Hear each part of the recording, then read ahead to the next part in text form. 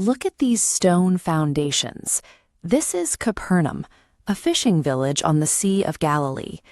2,000 years ago, a crowd packed into one of these small stone houses to hear Jesus teach.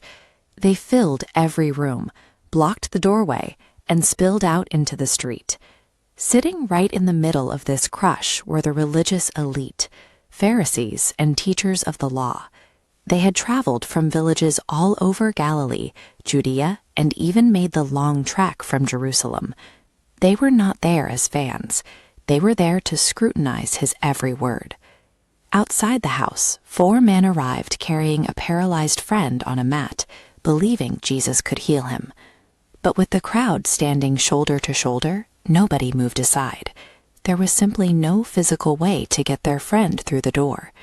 Refusing to give up, they carried the man up the outside stairs to the flat roof and started tearing it apart. Right over the spot where Jesus was teaching, they dug through the material. Pieces of clay and dust began raining down on the elites below. Using ropes, the 4 men lowered their paralyzed friend directly into the center of the room.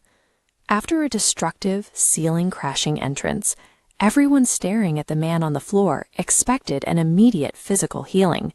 Jesus saw the faith of the 4 friends, looked directly at the paralyzed man, and completely bypassed his obvious physical condition.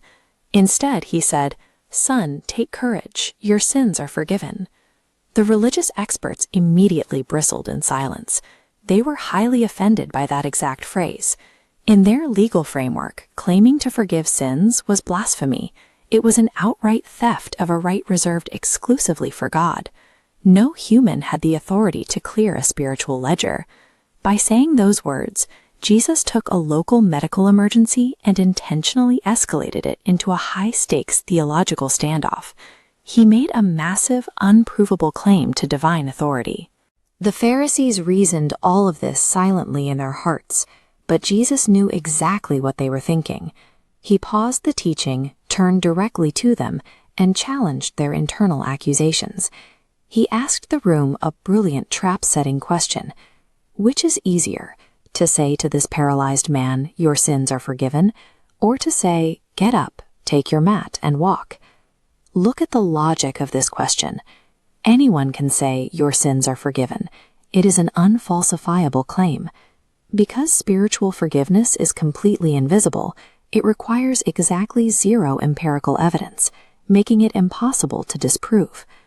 Commanding a paralyzed man to walk is entirely different. It comes with an immediate binary test. The man either stands up or he stays on the floor.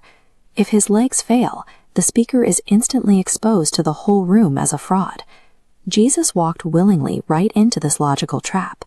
He chose to perform the harder, instantly verifiable physical action in order to empirically prove the easier, invisible spiritual claim.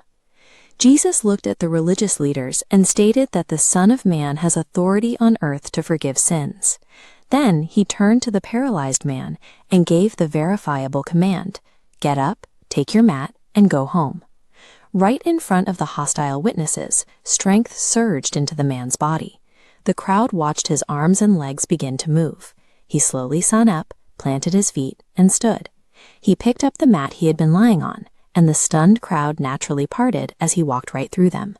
This was an undeniable data point. By passing the binary physical test, Jesus permanently closed the logical trap, silencing the critics' accusations of fraud. The visible healing of the body served as hard empirical evidence for a much larger reality, absolute authority over the invisible human soul. The catalyst for all of this was still visible right above them. The gaping hole in the roof stood as a testament to the persistent faith of the 4 friends, men who refused to accept obstacles and literally broke through barriers to reach Jesus. While the religious elite sat in total silence, the rest of the house erupted. The ordinary people watching began praising God, declaring that they had never seen anything like this before. Jesus used the restoration of a man's legs to prove an invisible reality. He demonstrated that he holds the ultimate authority to heal the deepest roots of human brokenness. I could not move my body, and slowly I began to lose hope within my heart. When I could not reach Jesus, 4 faithful friends believed enough to carry me. The door was blocked, but their faith opened another way and brought me to Jesus. I asked for healing, but Jesus gave me something greater. He forgave my sins. You watching me, do not lose hope. Let faith carry you directly to Jesus. If you feel forgotten, do not give up. Jesus still sees you and can raise you again.